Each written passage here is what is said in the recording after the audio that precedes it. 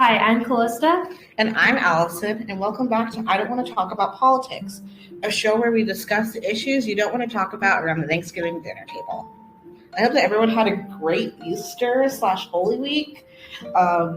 Jesus has risen, and he's not back up in heaven yet. It's 30 days? Is it 50 days? Look it up right now. Resurrection. Because there's is it called the Pentecost with the flame? Well, that's Holy something Spirit? else. Yeah, that's 50 days. 40 days. 40 days. 50 is Pentecost when the Holy Spirit comes down. All right. Well, yeah. Okay. We got to spend the weekend in California with our friend Amanda and her family. We're super grateful for them taking us in. We had a fun weekend. We got to go to the beach. We left Friday, and then on Saturday we went to the beach. And I'm trying to think if there's anything interesting we saw at the beach. I mean, there was a surf competition. There was a surf competition. I tried to get Callista to compete in it, but she said no. I don't find riding a wave appealing and falling flat on my face. I hate sand, and I have a very strong fear of the ocean. Yeah, so I don't think surfing's the right choice for you in sports. Okay, but there's just so much out there. Does it not gross you out? Have you seen the video of the wave and you can see all the seaweed in the wave? Yeah, but that's going to any lake in Washington, so. But it's moss though. That's different. We have kelp. Yeah. And then Sunday we obviously celebrated Easter, and then we came back Monday. It was odd being away from my family from Easter though. My mom would always do Easter baskets and stuff. Even this year, she and my dad mailed me an Easter basket, and they had this green. It's not green, the paper things that they put in there, the little tiny pieces. Yeah. They filled my entire Easter basket and the box the size of a toddler with it. There was so much of it. I was like, what am I going to do with all this? And my mom's like, you can use it for packing. Because we move out in 3 weeks. And I'm like, I don't know what to do with all of this. It's just sitting in a box in my room. She also sent me so much candy. And I don't love chocolate. I'll have a Kit Kat every once in a while. So I gave away a lot of my chocolate. But you're weird. Chocolate's amazing. I feel attacked right now. I don't like chocolate. I don't like chocolate, and I don't like peanut butter. Again, you're weird. I really made my mom's life very hard growing up. Because I didn't like a lot of things. I didn't like chocolate, I didn't like peanut butter, I didn't like bananas. I don't like bananas either. I don't like tomatoes, I don't like asparagus. Both those are delicious. Yeah, I gave you my tomatoes to stay off my sandwich. Yeah, those were tuna flavored tomatoes. They were quite disgusting. I didn't finish them. You come from a big family. I only have 2 brothers, which I always thought I came from a medium-sized family until you come in and you're like, I have 8 sisters. And I'm like, okay. I don't have 8 sisters. I only have 4. And so my little brother and I, we would all do an Easter egg hunt. And then Andrew always would find things because he was 9 years older and taller. I'm sure he was quite miserable doing it, actually, having to hang out with these 2 7 and 8-year-olds. But I always had to be at church super early in the morning because I sang an Easter choir from 4 till last year. I loved doing Easter choir though, but I remember I would always have to be there super, super early in the morning, but I'd always get good parking. And then afterward, we'd have ham with my family, which we didn't have ham in Amanda's house this year, and I'm so thankful because I hate ham. Again, you're weird. I always joke that I'm kosher, so I don't have ham. On Christmas Day this year, my grandma made a ham. So my dad and my 2 brothers and I went over to my grandma and papa's house, and my dad picked me up fried chicken at the gas station, and I ate gas station fried chicken while the rest of my family ate ham. Okay. As vain as I am, my favorite part of Easter is always picking out an Easter dress. I would always go with my mom every year, and we usually go to is TJ Maxx a chain? Yeah. Okay. We'd always go to TJ Maxx, and I'd always pick out a dress, and I usually would go for white or blue or yellow. I like remember the majority of the Easter dresses I've worn too. What about you, Calista? My parents would always give me and my sisters summery things Mm-hmm. because like 4 of our birthdays are in the fall and the winter. Only one of us has a spring birthday, so like she would get summer stuff for her birthday, but the rest of us would not get summer things for our winter birthdays. So I always remember getting a big box of chalk, which is really weird thing to be like a significant like part of my life. I love sidewalk chalk. My mom would find the biggest box she could find, and we would go through every single piece by the end of the year. Like by the end of the year, we were scraping our fingers trying to draw the Do you chalk. remember? And you would scrape your knuckles. Yeah. Okay, I have like a box of like 64 sidewalk chalk, and it has like a couple of them have glitter in it, and I'll bring it next year, and you and I can color a sidewalk chalk. Okay, I'm okay with that. I'm also okay with that. And then we would always go to my grandma and grandpa's, and we would have a huge Easter egg hunt down in her creek. So some eggs may or may not have ended up in the water. My uncles may or may not have hid empty boxes, but it's fine. Definitely tricked some little kids. How many would be in this Easter egg hunt? Well, there would be all the grandkids, which like this year it totaled 24. Well, except I wasn't there, so I guess 23. And I guess the newborn maybe wasn't hunting Easter eggs, but it would be plus a bunch of neighbor kids. So it would be like over 30 people, over 30 kids hunting in this giant Easter egg hunt. We would have huge tubs and grocery sacks full of eggs that my uncles would hide. Mm-hmm. And yeah, it was just huge. There was one year, I think Easter was early and it snowed a lot that year. And so we weren't able to go down to the creek part because it's like in a valley basically. So my uncles hid the Easter eggs in the snowbank because there was so much snow from plowing the driveway that we had to find our Easter eggs in the snowbank. It was fun. A little cold, but Do you as a big girl still get to participate? No. Oh. I hide the eggs though, so I get to participate in making it really hard for the kids. And then you just go and follow the little kids. And if they miss an egg, or you go out a couple hours later and it's all free game. I feel like I would do something sadistic, like freeze a bunch of eggs in blocks of ice. My uncles took the candy out and put animal poop in the eggs. Ew! They grabbed animal poop with like their bare hands? No, they like scooped it up with the eggs, like. Ew! I'm like, ew! Yeah, and then I've missed the last 2 years of the Easter egg hunt, which is or Easter in general, because I've been here, which is a little sad, but I've made the most out of it. This is my first time missing Easter with my family, although we almost missed Easter a while ago because even though our spring break here don't line up with it, normally spring break lines up with Easter, and we were flying back from Puerto Rico and or Florida, I can't remember, and we got delayed in Denver because it was snowing and we almost missed Easter, and we like sat up in the airport for like a 4 to 5 hour delayed flight. Yeah, that's not fun. Well, I guess we got to talk about politics. I guess. The point. I guess that's the point of the show. Yeah. Let's start on the top news stories of this week. The first news story is down in Texas. They have a new abortion ruling. We're just going to say a Texas judge because I cannot pronounce his last name. Mm-hmm. My apologies. This judge ruled in favor of the Alliance Defending Freedom, which is a conservative Christian legal advocacy group. The group was asking the judge to reverse the U.S. FDA approval of mifepristone?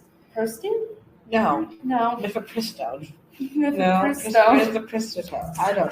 I literally have how to pronounce it in my notes, but that's not helpful to me. Mifepristone. aka the abortion pill. Yeah.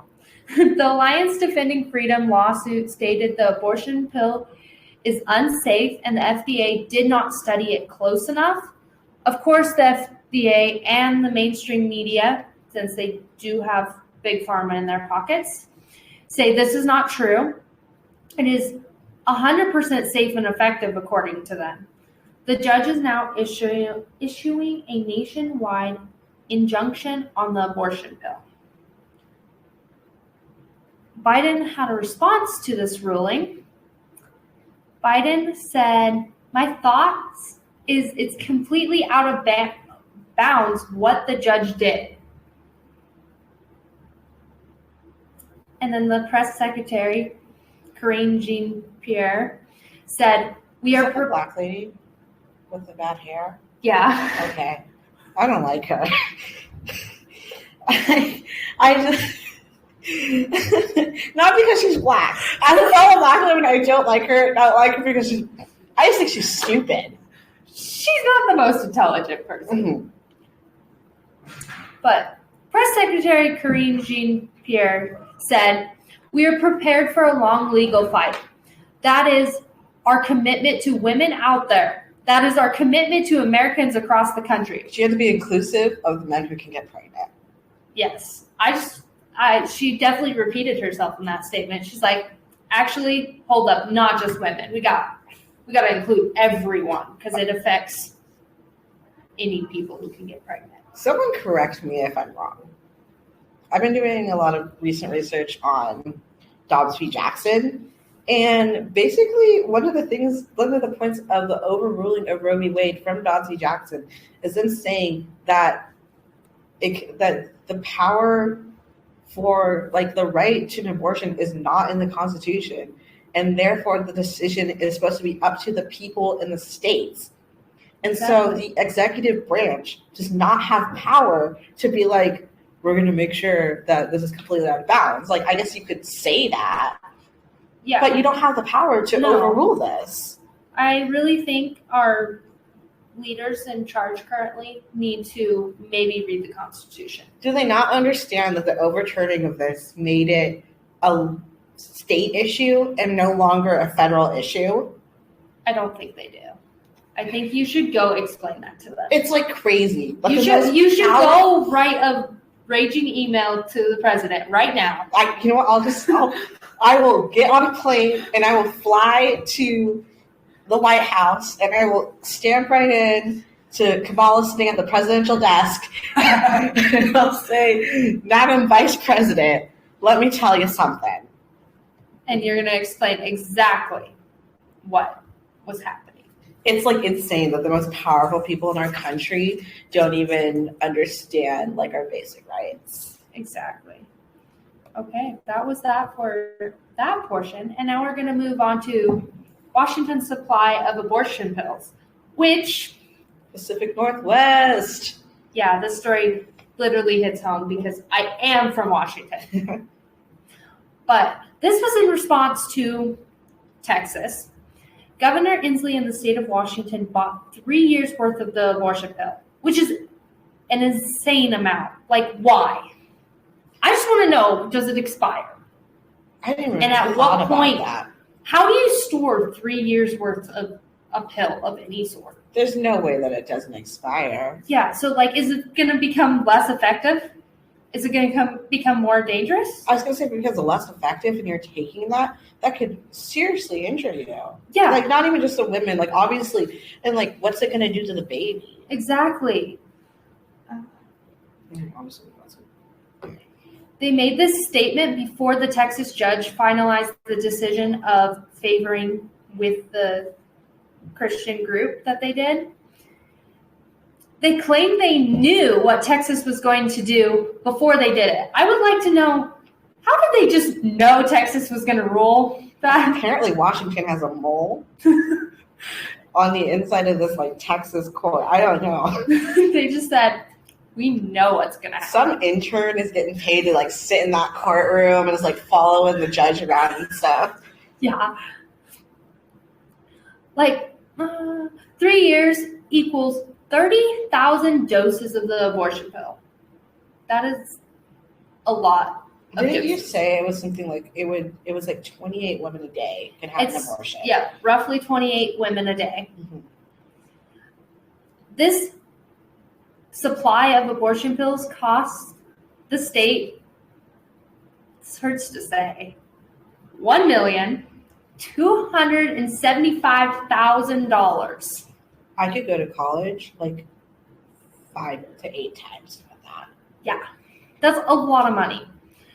The University of Washington kindly contributed an additional 10,000 doses. So the total doses of the abortion pill that Washington now has stockpiled is 40,000 doses, which I did the math for that one as well. Mm-hmm. That's 37 women a day can get an abortion. This is why I wanted you to talk about it, because I can't do math. I normally can't do math, but it was 3 a.m. this morning, and I was like, let's do some math. I just don't understand. Okay, so did the University of Washington also stockpile this, or did they were just like, here's some money, buy some more doses? I'm not exactly sure. Because, like, how are they, as a state school, able to distribute that? Exactly. I'm not sure how, because I do know they have like a medical center, so I'm not sure if it was their medical center, because there is a medical center through them, but I don't know who gave this additional 10,000 doses. And, like, currently you need a prescription to get a chemical abortion. Mm-hmm. But, like, this could kind of be like, they can kind of like slide it to you under the table and stuff. Yeah. Like, it just leaves a lot more room for error. Mm-hmm. Inslee on his Instagram stated, Washington is pro-choice, in case you couldn't tell. Really? I'm perplexed. I mean, I really thought it was pro-life. With that I 40,000 dosages of... Dosages. Uh-huh. Doses. There you go. Of the abortion pill. Like, definitely pro-life. Absolutely not. The caption stated, healthcare should be decided by a patient and their doctor, not a judge in Texas. Allison's dying. The fact that they call it healthcare when it's killing people, like, not like killing people, is insane to me. That was my next point. Let me make it very clear. Healthcare is not taking a life. Healthcare is not taking a life. It is. Am I going to go into a doctor's office and be like, hey, I have this, and they're going to be like, oh, okay, we're going to have to kill you? No. Okay, so if I have a child, Okay. and let's say I'm down on hard times, I was working full-time as a manager at McDonald's, and I dropped my phone in the fryer. So you're laughing, but you know I would do something like that. You would. Did the McDonald's explode? Because hot oil and a battery does not sound like it would mix. The McDonald's blew up. Okay.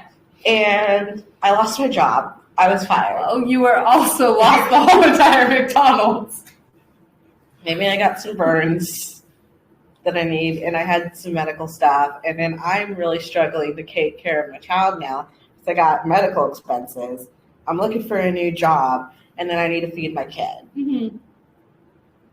Is it healthcare for me to be like, their life would be so much better without me being their mother? And then I just shot him in the head. Because that's the reasoning. That's exactly the pro-choice people use. And no, that's not, then you would be charged with murder. Yes. And neglect and all that stuff. But when they're in the womb, apparently it's healthcare. My body, my choice, I guess. Exactly. Expanding on the ruling in Texas, other states sued in order to expand access to the abortion pill. Instead of suing, Washington's Judge Rice, who is a Spokane-based judge, we're just not going to, he's real great. Mm-hmm. Mm-hmm.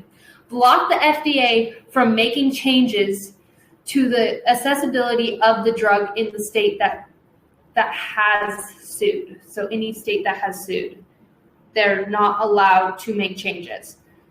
I'm not exactly sure how he has the right over other states? That, once again, does not seem like a power that they have according to the Constitution. Like if they said they blocked it in Washington, but like still, that I don't know much about how law works and judges, but I don't think that's right. That's not. I don't think that's right.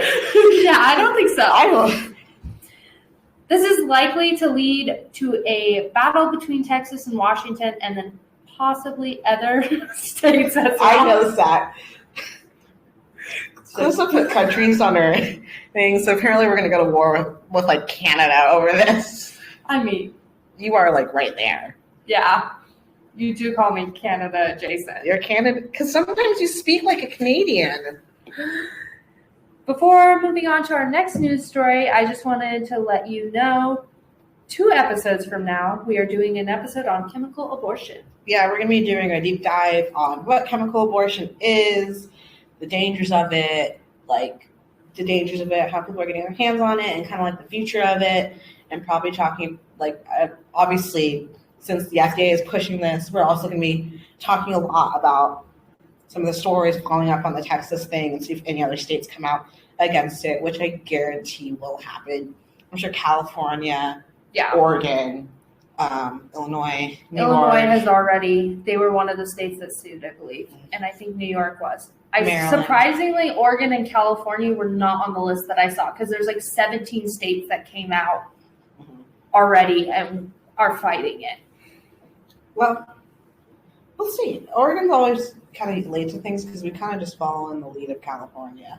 Yeah. Really, California made mask mandates? We're totally going to do that. Mm-hmm. Yeah.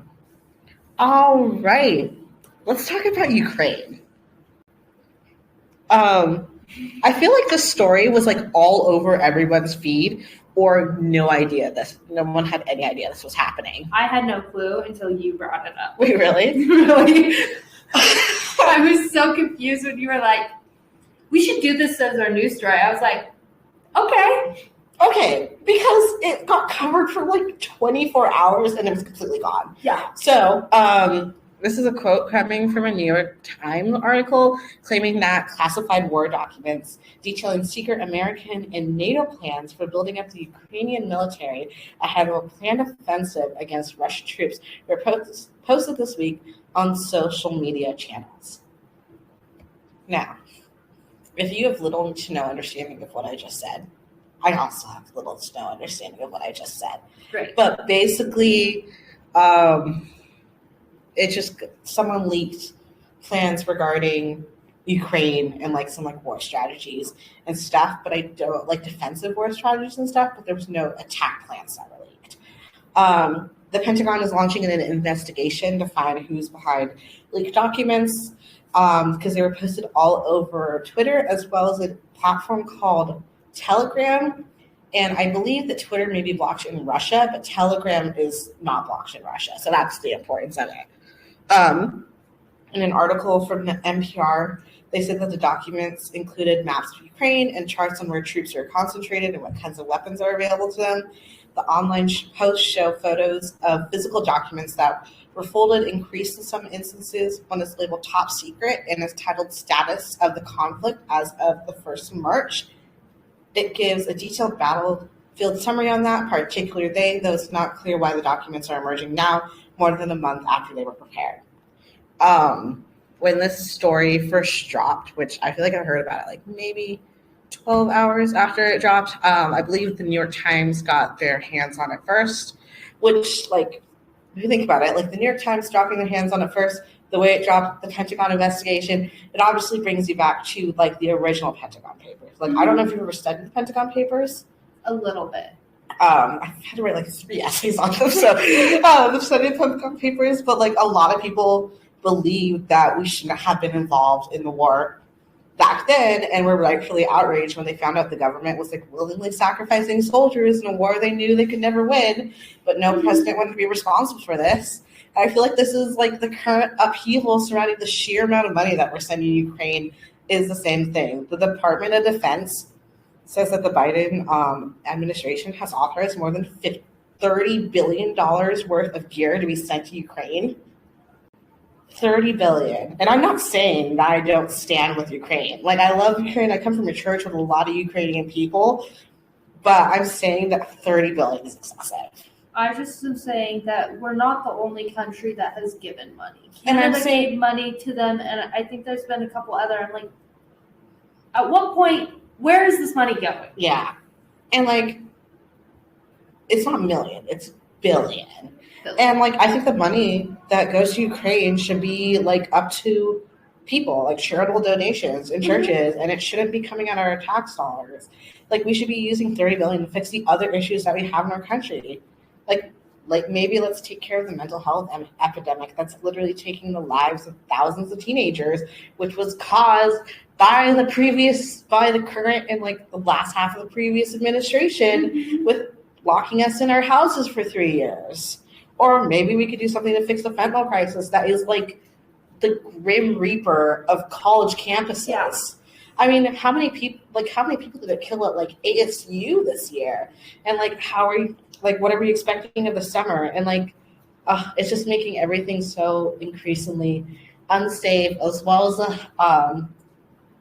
as the human trafficking issues and like everything going on with that. It's just so overwhelmingly frustrating it's so overwhelmingly frustrating. And the fact that we're sending $30 billion worth of stuff to them is ridiculous when we could be fixing our own issues.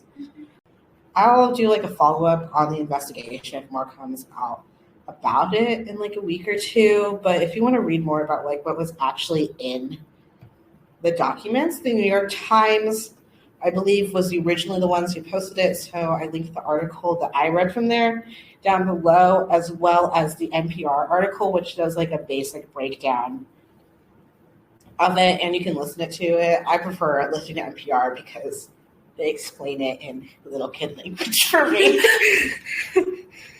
All right, now on to possibly my favorite woman of the moment, Riley Gaines. Riley Gaines is. I have such a girl crush on Riley Gaines. I have been like her number one stan for like a year and a half now, and she's like finally getting the recognition she deserves. Yeah. Like, at first, she was kind of just there. Like, we knew after all the Leah Thomas stuff that she was one of the swimmers that was involved, but no one really talked about it. Mm-hmm.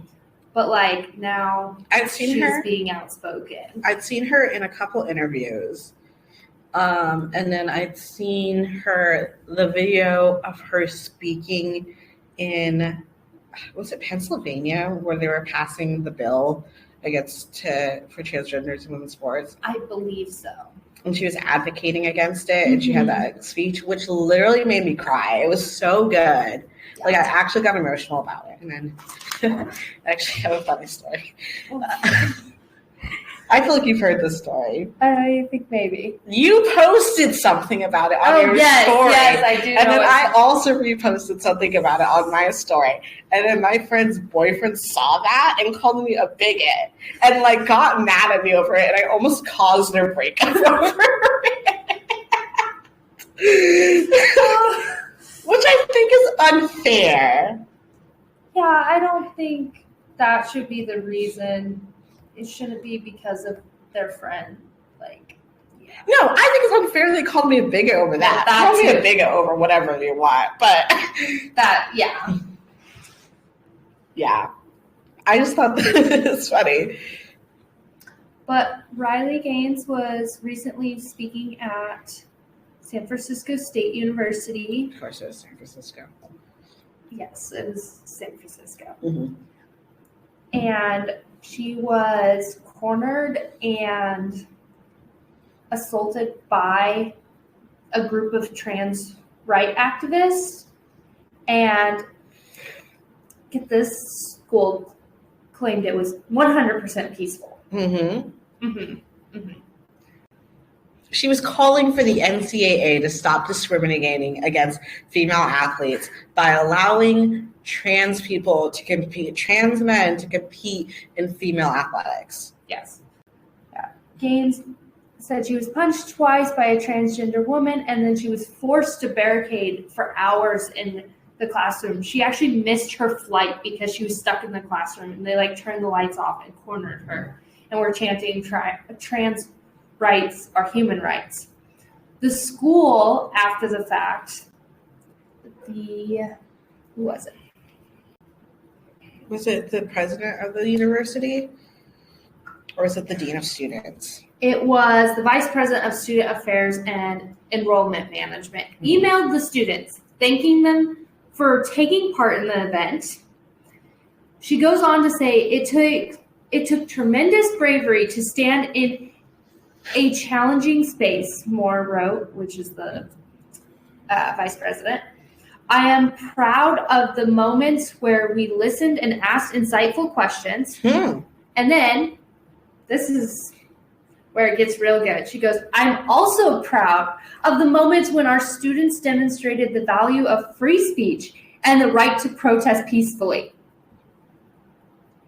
I don't think yelling in someone's face, cornering them in a classroom, physically assaulting them, and making them miss their flight is peacefully protesting. And the thing is, this is barely covered by the left outlets, and then all the ones that covered accused her of lying. Like, what happened to Believe All Women? Exactly. I was looking for articles, and this is a New York Post article that was saying it, but some of them were like, yeah, she's just making it up. I was like, why? I don't think someone who was literally punched is going to make it up when they were literally cornered. But they claim the video doesn't show her being assaulted, so that's why she wasn't actually assaulted. I was like, just because it's not on camera? Okay. And after Gaines was tweeted very angrily, I mean, obviously, she goes, I'm sorry, did they just say peaceful? I was assaulted. I was escorted and held for, I think it's supposed to be ransom. But they put random. Or she put random. Which, I mean, if you're angry, you're going to just type whatever. She's sitting in the airport just furiously typing away, as I would be too. She missed her flight, and overall, we just stand with her. Oh, 100%. Okay, for one.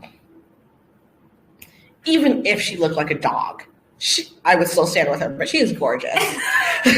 She's gorgeous. I'm seeing these pictures from the post, and she's gorgeous. Obviously, the post will be linked below in our list of resources. Check her out. She's really pretty.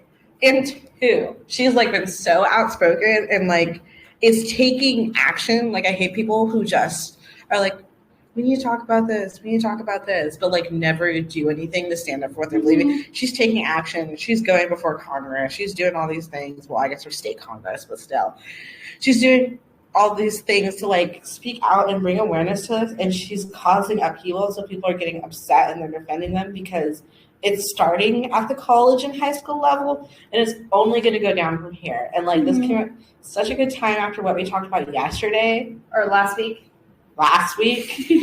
And I don't know why I said yesterday. And it's she's such an inspiration to me. It just makes me. You are very speechless over there. I'm speechless. She's such an inspiration to me. I love her so much. And it just makes me happy to see at least one of the women.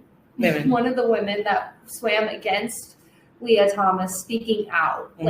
Unfortunately, there needs to be more, but Riley Gaines is a good start because she is a fighter. International Woman of Courage. That's an example of one. That is not whatever. Not whatever. Then. Okay. Anything else on her? She did say she has no problem with peaceful protests. She actually encourages people coming in and having an open conversation, but it's when it gets out of hand, like it did at San Francisco State University. That's when she draws the line, obviously. That's fair. I mean, that's 8. She did mention to the school, she goes, we must have a different definition of peaceful. Apparently. You know what? You know where they took their definition from? I know. Summer of Love. Yes. Summer of Love. I said, this is lovely. Peace. Peace. Burning cities down, assaulting random strangers, assaulting Riley Gaines. All sounds the same. All sounds the same. Honestly. But that is everything on her. She's just an amazing woman. She's also speaking at Turning Point USA is having a Women's Leadership Summit in Dallas this year. And she's speaking there.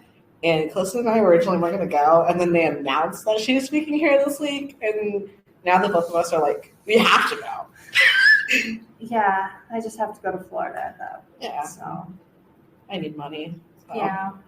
If anyone wants to crowdfund us going to Dallas to meet Riley Gaines. I mean, we found flights that we'd be together. Yeah, even though we're coming from 2 separate cities. We found flights that have us together on the it was so. She had a layover in Portland, and then we would get on the same flight to go to Dallas together. But yeah, I got to fly to Florida for a wedding, so unfortunate. We'll just put some stamps in our head and mail ourselves there. I did learn that they did that with kids years.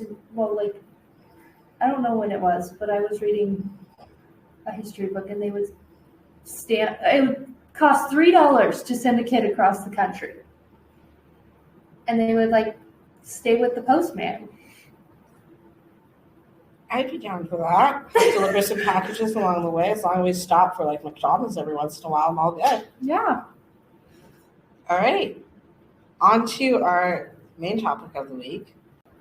We chose this because obviously Easter and Holy Week were the last week, and I think a lot of the stories that we're talking about aren't particularly super relevant right now. Mm-hmm. But I assume with summer coming up and a whole bunch of it's concert season, these will definitely come up again.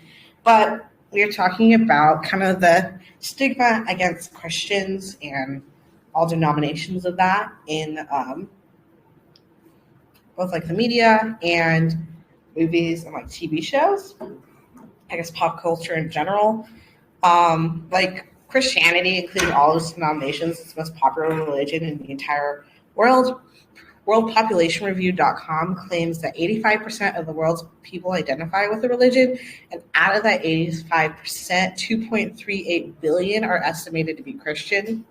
In the United States alone, there are estimated to be over 2,300 million Christians. The majority of our nation's major holidays stem from Christianity, and our school system's breaks completely revolve around them as well. Despite all of that, actual members of the religion are often mocked and treated out without any resemblance or respect by the media. That's why we're titling this segment, Hollywood Hates Christians. Overall in Hollywood,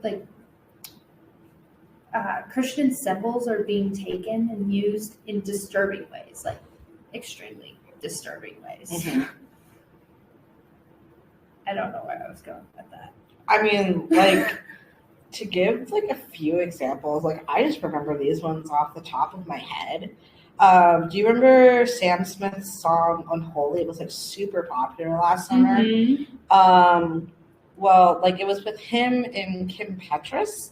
And let me tell you, I used to like Sam Smith. I liked the one song about getting cheated on. I don't know why you're asking me, because I pretty much only listen to country music. I don't think I could name a single Sam Smith song, to be honest. Other than Unholy, and only because of this. I know I'm not the only one. That's his song. Sounds good. Okay, I'm going to make you listen to after this. Unholy, and they performed at the Grammys. Mm-hmm. And Unholy already was... Yeah. Not a great song. And then both of them wore these blood red costumes, and it was I can only describe it as satanic. Sam Smith. All right. They performed, like, even the original music video that they performed in was like, I mean, it has like had a lot of satanic connotations. Like, it was all these, I think they were supposed to be like burlesque dancers, and they were like twerking all over him, like dressed as Satan. It was, yeah, like even now I can see it giving the heebie-jeebies. No. And then like that, and then I think of Addison Rae, who's like a, I don't know, for the older people in the audience. She's a very famous TikTok star, and she wore a bikini. I don't know if you've actually seen this. There you go. It was like the Holy Trinity bikini. And so it said on her, like on the top it said Father, Son, and then like right at the bikini line it said Holy Spirit. And she got a lot of backlash for that, which she should have, because oh my gosh, that's so offensive. And then I'm sure you heard about this, the Lil Nas X Satan shoes, which were filled with, I believe, real human blood. Yes. Filled with real human blood, black.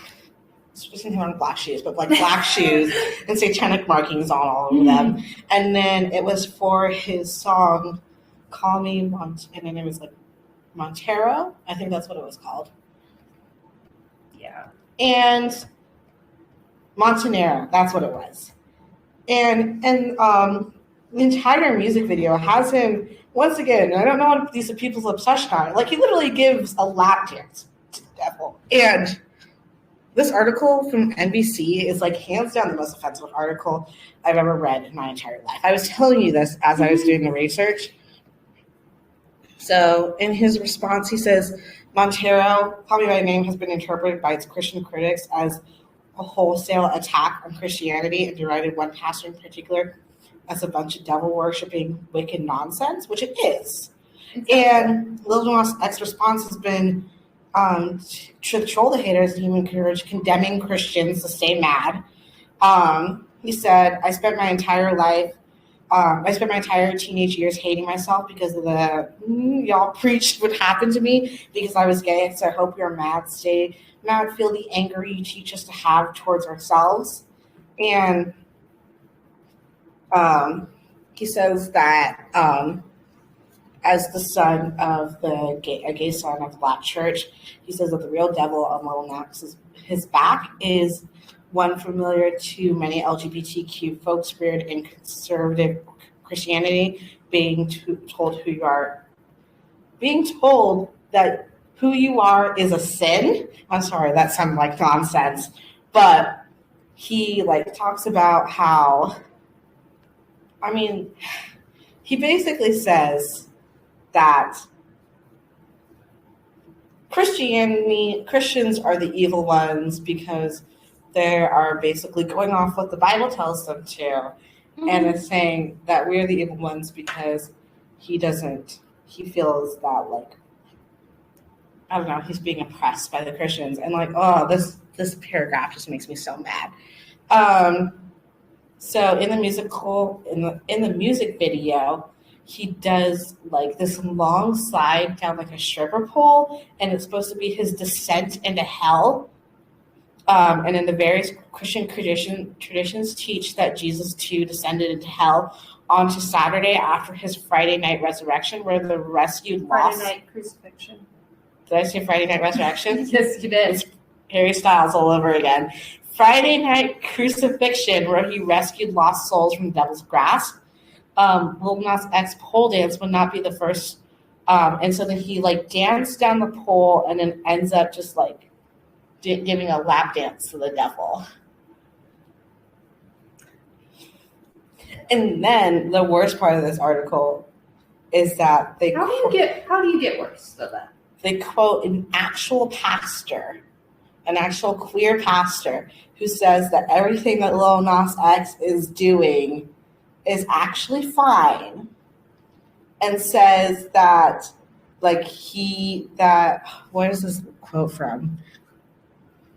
He says, so the pastor says, on Twitter that my man started in the garden with the temptation and entrapment stories of Eve/Lilith and moved to a Greek European style chamber of judgment and condemnation and had an execution by someone actually throwing a stone at him and had a full descent to hell, and my man's defeating the devil. The sequence of temptation, judgment, execution, and confrontation with the devil also parallels the events in the life of Jesus.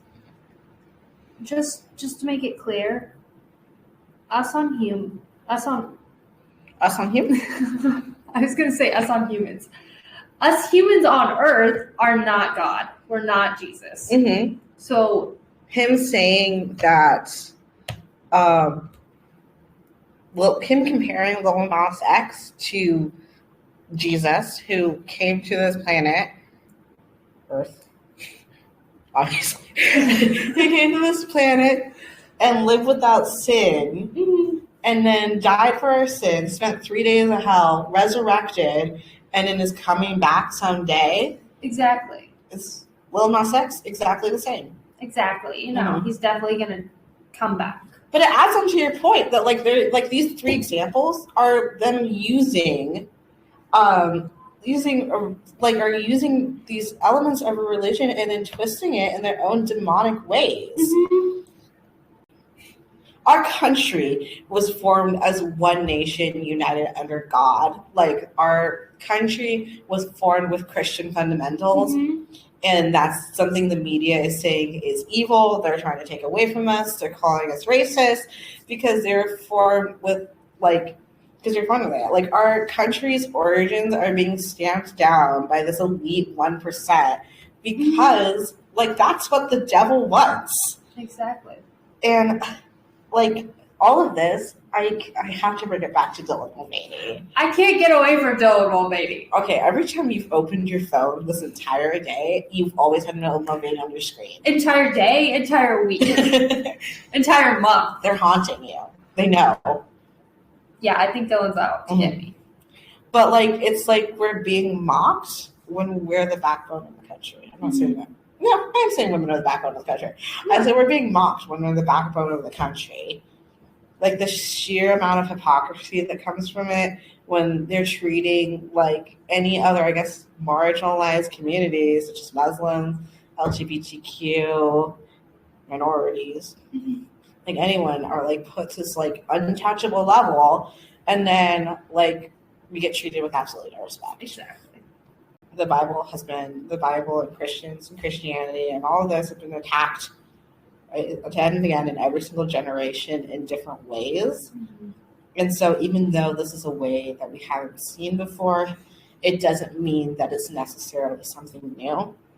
So I would say, just make sure you're standing strong in your faith and your understanding when it's the devil that is prompting you to, I guess when it's the devil that it's attack, and, you're understanding that we're supposed to be living in the world but not of the world, because this is not our forever home. Do you have anything else to say from a different perspective? Because I grew up as Christian. I come from the Assemblies of God Church, but you grew up as Catholic. I think overall all this stuff is being a mockery on all religions in any sort of Christianity. Mm-hmm. And it's just sometimes it hurts to watch. It is. You watch it and you're like, I grew up learning this from my perspective, and they're taking it and replacing themselves or replacing God with themselves, which is a sin. Exactly. It's idol worship, which that's what the Jews got stranded in the desert for. Thou shalt not have false gods before me. There you go. One of the 10 Commandments. Even the head of the Catholic Church right now, Pope Francis. I was going to say Eugene, so Francis is good. See, I thought the last one was Francis. No, the current one's Francis. The last one was Benedict. We liked Benedict. the 16th. We liked Benedict, right? Yeah. He's the first Pope to ever retire. Yeah. Benedict was better than Pope Francis. My grandma liked Benedict. I remember that. Okay, Pope Francis. Is saying, he just, they put out, an entire documentary where he was, sitting down with, members of the LGBTQIA community and was, talking about like how he was like okay with like masturbation and all that type of stuff, and I was like, Queen, come on, Yeah. you're the head of the Catholic Church. Yeah, I don't like him. Mm-hmm. There's always been like anti-popes through history, the history of the Catholic Church, like that Jesus said to like strengthen the community, like the Catholic community, and I have a very strong belief that Pope Francis is one of those. Well, he's pro-abortion, Mm-hmm. and like Catholics are the most like the most pro-life. Let's say like the most pro-life denomination of Christianity there is. I mean, you guys are anti-birth control. Mm-hmm. Yeah, it's sad.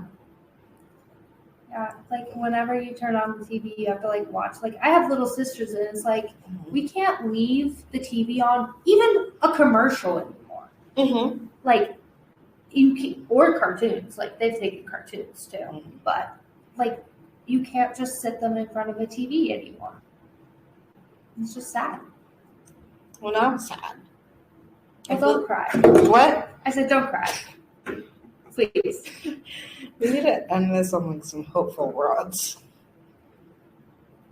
I mean, Jesus is coming back at some point. Jesus is coming back at some point.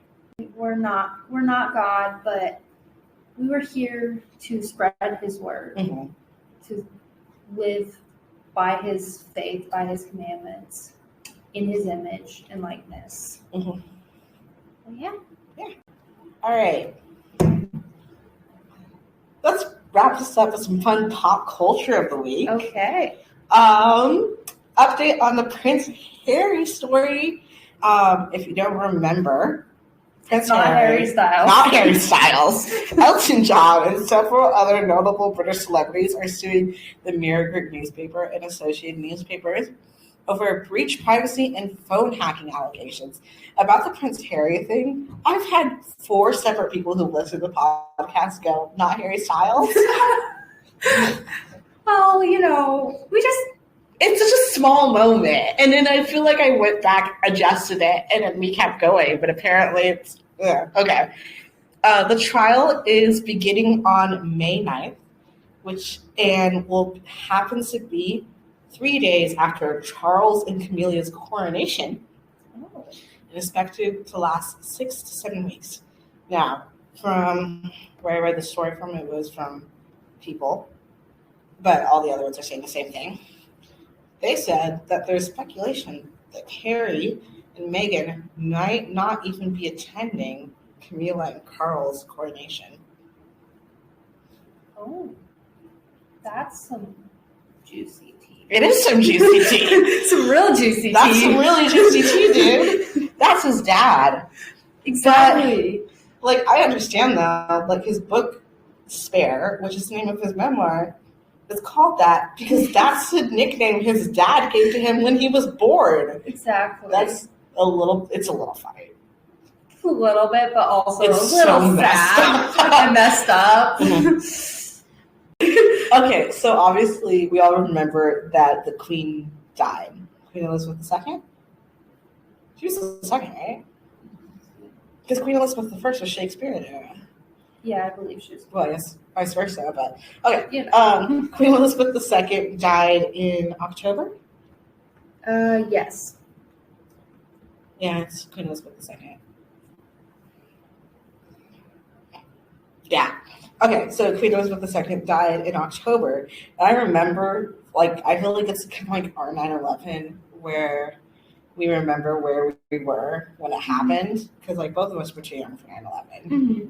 And both of us weren't born for 9/11. Well, that's what I mean. We're too young. We were too young. Too young, you know. Which is kind of funny because my older brother was supposed to go to a baseball game that day with my dad, and the baseball game got canceled. He says he remembers being so upset about this baseball game, and he didn't know what was going on. She died September 8th, not October. Really? Okay, we were like 2 weeks in school, and so I had my class before.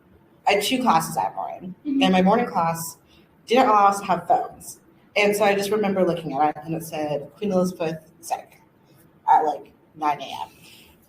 Yeah. Turned off the phone, put it in the backpack, I go through the class. We don't have our computers that day. I go to my next class, which is next door. I open my phone. Queen Elizabeth, dead. And it's my government class. And so, like, literally we come in and my teacher was riding her bike.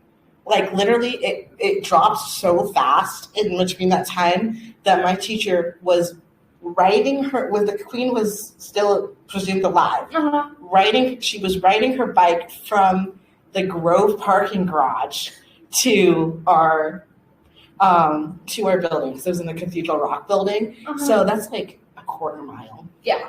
A quarter mile. And she walks in the door and we're all like, the queen died. And she's like, the queen was just alive. I was talking to my mom on the phone, I think, because like that day I had just a 7 a.m. So I was done with classes real early. And we both were like, the queen died. I thought it was a joke. I really thought it was a joke. I was like, the queen died. We were both like, we thought the queen was like gonna live forever. Like we know she wasn't, but like it just felt like she was gonna just keep going because she's been sick in the past, and she had been sick in the past, and she just pushed through. And we were like, oh, Queen saw like 4 different wars. She met so many different presidents. Yeah. And like I'm pretty sure like everyone was joking that she was trying to outlive Charles. I'm sure Charles never thought he was going to see this day. Exactly. The queen dies, and he goes, "You're joking." Yeah. I don't know. Like, obviously, it would have been nice to see Diana as queen, but it's interesting that this is going to be the first, like, the second ruler of our lifetime. Like, our parents have never seen another ruler. Our grandparents have never seen another ruler. Our great-grandparents were the last ones to have seen a different ruler. Yeah. And that's insane. And, like, now, when our kids are going to be like, you were what, like 20 and like 19 when Queen Elizabeth was alive? I'm like, yes, don't make me feel old. Yeah. I mean, technically I was still 19 at that point. I did go home and rewatch The Crown that day. I did not. Have you seen The Crown? No. I think you would love it. Maybe we'll watch The Crown together sometime. Okay. Anyways, those are my concluding thoughts on it. In May, we'll bring up the coronation and if they actually attend and stuff, because I like British news just because it doesn't really affect us that much, and it's kind of funny, especially with all the little drama that goes on in the royal family. Yeah.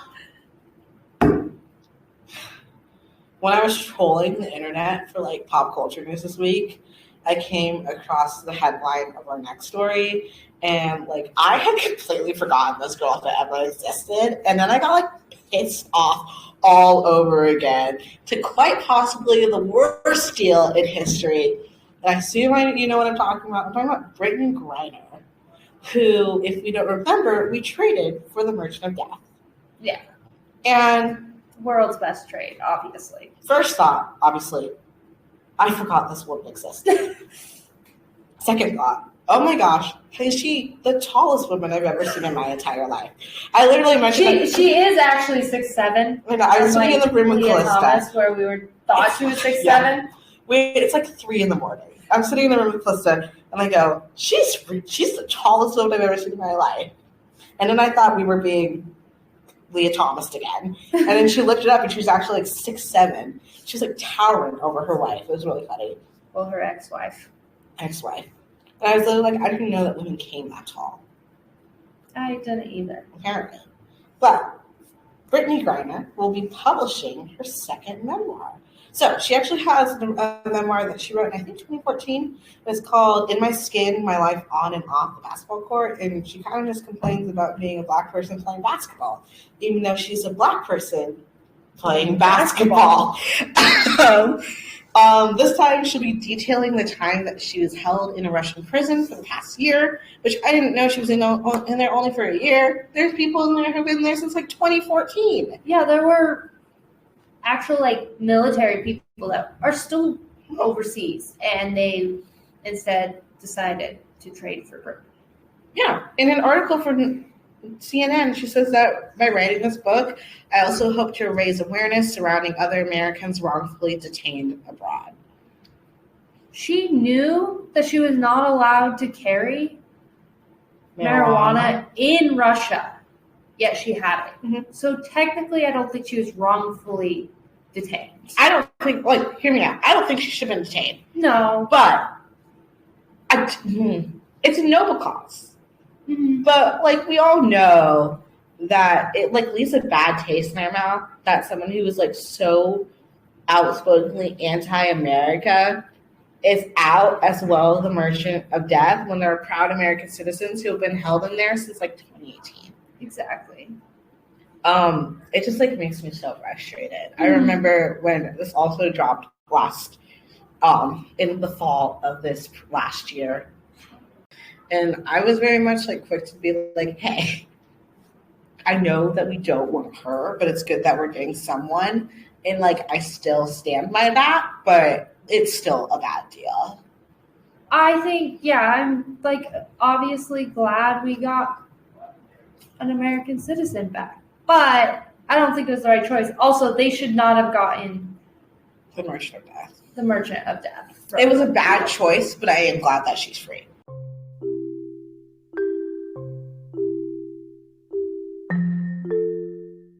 Thanks for listening to this episode. I don't want to talk about politics. Check us out on Instagram at IWTAP_podcast. Also check out our personal Instagrams, Allie.joy173 and Callista J 1776. My name is spelled CALISTA and then JAY. I thought you were spelling it for me. I'm I spelled that right. I know you spelled it right, but my name's not the easiest to spell. We got smoothie bowls today, and they said Callista's name wrong, and I almost died laughing.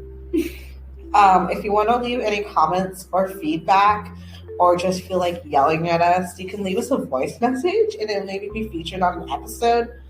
You'll do that at podcasters.spotify.com/pod/show/IDWTAP. And I know it's a lot. It is also in our Instagram bio, so just check it out there.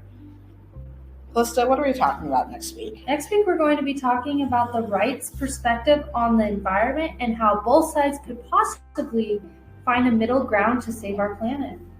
In honor of Earth Day. In honor of Earth Day, which is my second favorite holiday. Well, I guess thanks for listening. We'll see you next week.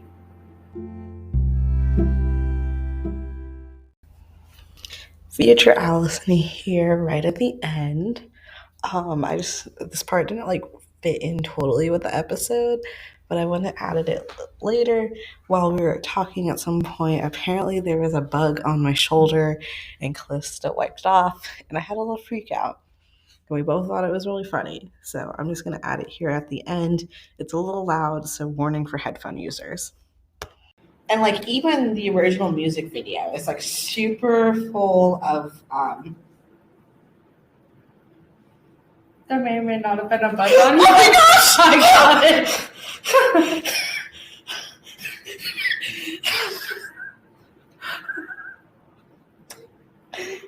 Why would you do that? That's so scary. There was a bug on you. Oh my gosh, what was it? Just a little gnat. Oh my gosh, ew. I saved you. You're good. Okay. I'm going to have to listen to that later when I edit it. If it's not too loud, I might keep it in.